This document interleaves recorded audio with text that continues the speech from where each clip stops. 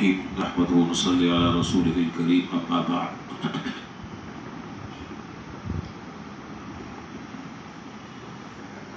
قرب قیامت میں جو فتنے ظہور پذیر ہوں گے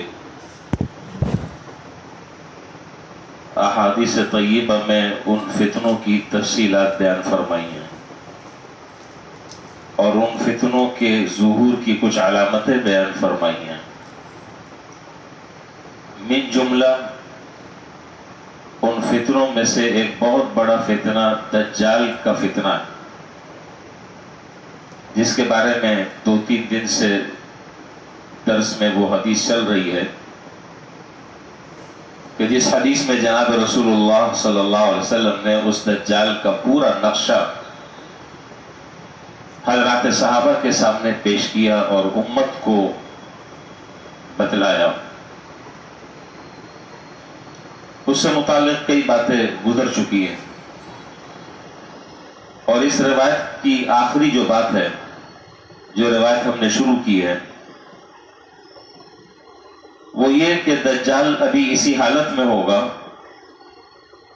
کل جہاں تک بات ہوئی تھی وہ آپ کے ذہن میں، اب آج کی بات اس سے آگے چل رہی ہے۔ اب جو حضرات کل نہیں تھے یا پرسوں نہیں تھے تو پوری 2-3 دنوں کا خلاصہ اس پر ذکر کرنا مشکل ہے۔ دجال ابھی اسی حالت میں ہوگا کہ اللہ تعالیٰ حضرت مسیح ابن مریم کو مبعوث فرمائیں گے۔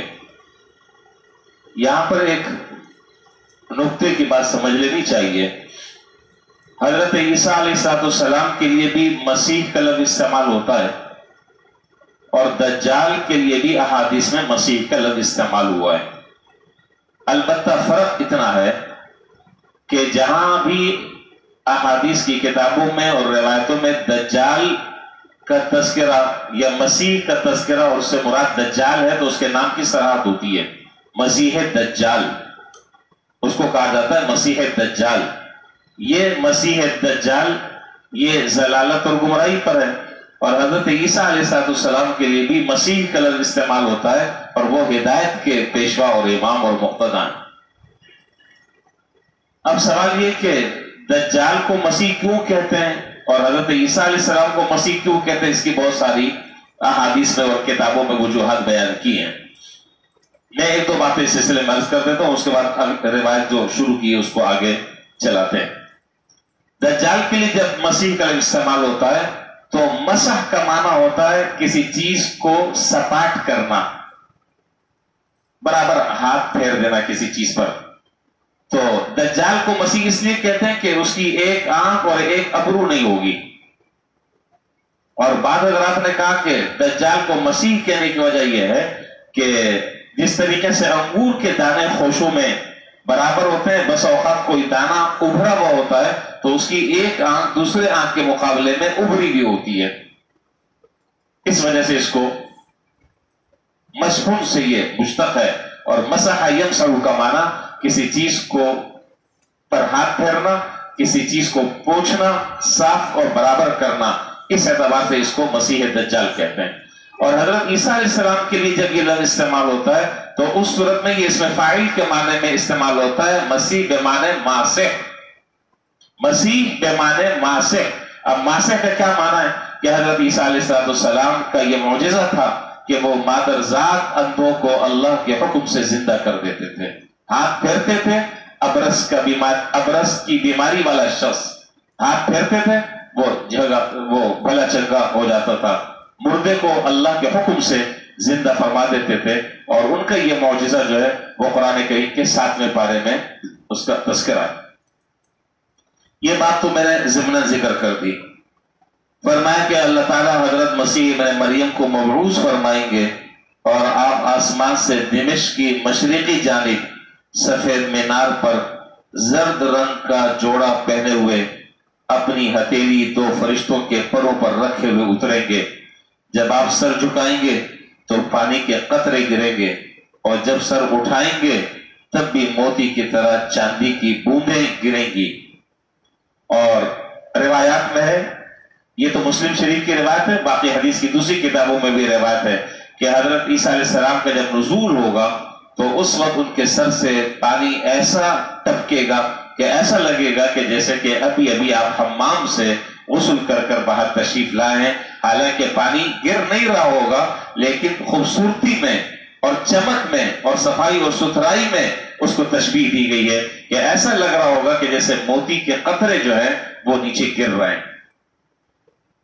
اور جس کافر کو بھی آپ کی سانس کی گرمی پہنچے گی وہ مر جائے گا، اور آپ کا سانس آپ کی حد نظر تک کے جائے گا، اور آپ دجال کو تلاش کریں گے یہاں تک کہ اسے باب لط کے قریب پائیں گے اور اسے قتل کریں گے، دجال کا قلع قمع کریں گے اور صلیب کو توڑیں گے، خنزیر کو قتل کریں گے۔ یہ حضرت عیسیٰ علیہ السلام کے مشہور کارنامے ہیں جن کو حدیث میں بیان فرمایا ہے۔ پھر حضرت عیسیٰ علیہ السلام ان لوگوں کے پاس تشریف لائیں گے کہ جن کو اللہ تعالیٰ نے دجال کے فتنے سے محفوظ رکھا ہوگا، اور حضرت عیسیٰ علیہ السلام ان کے چہروں پر ہاتھ پھیریں گے اور انہیں بلند درجات کی خوشخبری سنائیں گے جو انہیں جنت میں ملیں گے۔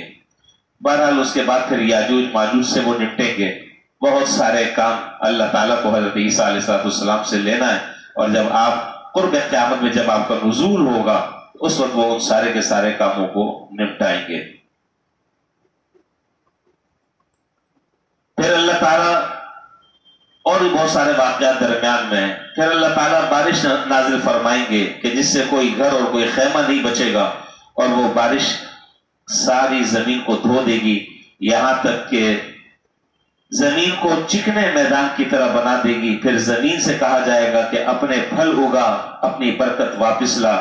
اس وقت یہ صورتحال ہوگی کہ ایک انار ایک جماعت کے لیے کافی ہوگا، ایک انار ایک جماعت کے لیے کافی ہوگا، اور جماعت بھی معمولی جماعت نہیں، بڑی جماعت، اور ایک بکری ایک قبیلے اور خاندان کے لیے اس کا دودھ کافی ہوگا۔ اللہ تعالیٰ اتنی برکتیں عطا فرمائیں گے کہ وہ برکتیں لوٹائے گی، وہ برکتیں عود ہو کر آئیں گی، تو یہ برکت کا عالم ہوگا۔ لوگ بھی اس حال میں ہوں گے کہ اللہ تعالیٰ ایک پاکیزہ ہوا بھیجیں گے جو ان کو ان کے بغلوں کے نیچے سے لگے گی، اور ہر مومن اور ہر مسلمان کی روح اللہ تعالیٰ قبض کر لیں گے، صرف شریر قسم کے لوگ باقی رہ جائیں گے۔ بس یہ ہے حدیث کا خلاصہ، اور اس سلسلے میں اور بہت سارے آگے دجال کے فتنوں سے متعلق روایتیں آ رہی ہیں کہ دجال کا جو قیام ہے وہ 40 دن تک ہوگا، دجال کے ساتھ آگ ہوگا اور پانی ہوگا، وغیرہ وغیرہ، یہ باتیں آگے آ رہی ہیں۔ جو روایت ہم نے شروع کی تھی 3 دن پہلے، وہ روایت اپنے اختتام کو پہنچ گئی۔ خلاصہ 2 باتیں کل بھی ذکر کی تھی، آخر میں آج بھی 2 باتیں خلاصہ ہے۔ ایک تو یہ کہ دجال کا فتنہ اشد ترین فتنہ ہے، اس سے انکار نہیں کیا جا سکتا۔ حضرت آدم علیہ السلام سے لے کر سرکار دو عالم نبی کریم صلی اللہ علیہ وسلم تک کہ جتنا زمانہ گزرا ہے، اس تمام کے تمام زمانے میں اس سے بڑا فتنہ کوئی اور نہیں ہوگا۔ ایک بات تو یہ۔ دوسرا یہ کہ اس دجال کی فتنے سے اور اس دجال کی ریشہ دوانیوں سے بچنے کا جو نسخہ اللہ تعالیٰ نے ہمیں اور آپ کو عطا فرمایا، وہ میں کئی دنوں سے دہرا رہا ہوں، وہ ہے اصل سبق ہمارا۔ وہ کیا ہے جی؟ سورہ کہف کی تلاوت۔ یہ بات میں دہرا رہا ہوں کئی دنوں سے، سورہ کہف کی تلاوت کا اہتمام ہو، سورہ کہف کی تلاوت کا اہتمام ہو ہر جمعے کا روز۔ جو زبانی جن کو یاد ہے وہ زبانی پڑھیں، جن کو زبانی یاد نہیں وہ قرآن شریف دیکھ کر پڑھ لیں۔ تو حدیث میں ہے کہ جو آدمی ہر جمعے کو اہتمام سے سورہ کہف کی تلاوت کرے گا، اللہ تعالیٰ اسے دجال کے فتنے سے محفوظ فرمائیں گے۔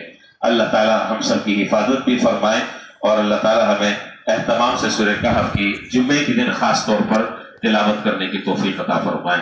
وآخر دعوانا الحمدللہ رب العالمین۔